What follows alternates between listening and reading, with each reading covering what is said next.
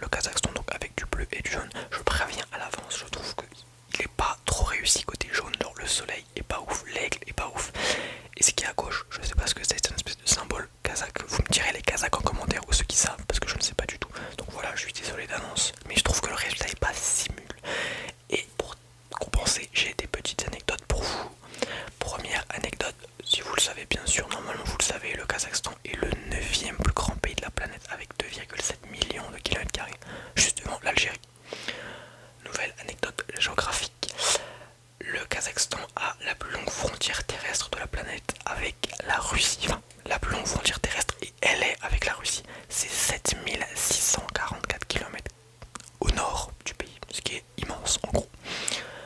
Dernière petite anecdote géographique, c'est le plus grand pays enclavé, donc c'est le plus grand pays de la planète qui n'a pas accès à l'océan. Voilà.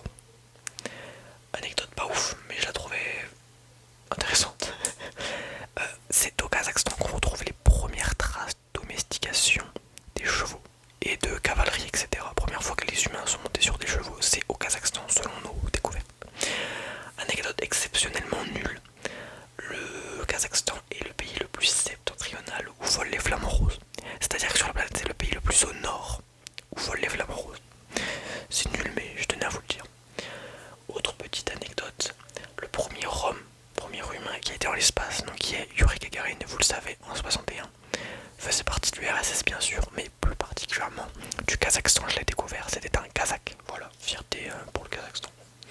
Et dernière anecdote absolument inutile, la prochaine saison de Peck Express se déroulera au Kazakhstan. Voilà, c'était une anecdote que j'avais envie de vous donner qui est nulle, mais voilà, ils traverseront le pays du nord au sud ou du sud au nord. Et si vous regardez Peck Express, vous verrez que les paysages sont assez variés et intéressants. C'est très montagneux, beaucoup de neige, mais vous verrez que c'est assez intéressant avec des steppes type Mongolie. Voilà. Bref, en vrai de vrai, je trouve que l'accord bleu-jaune rend pas si mal le drapeau, même si ça partait mal. Dites-moi en commentaire si vous validez et dites-moi quelles sont les significations du logo à gauche, du soleil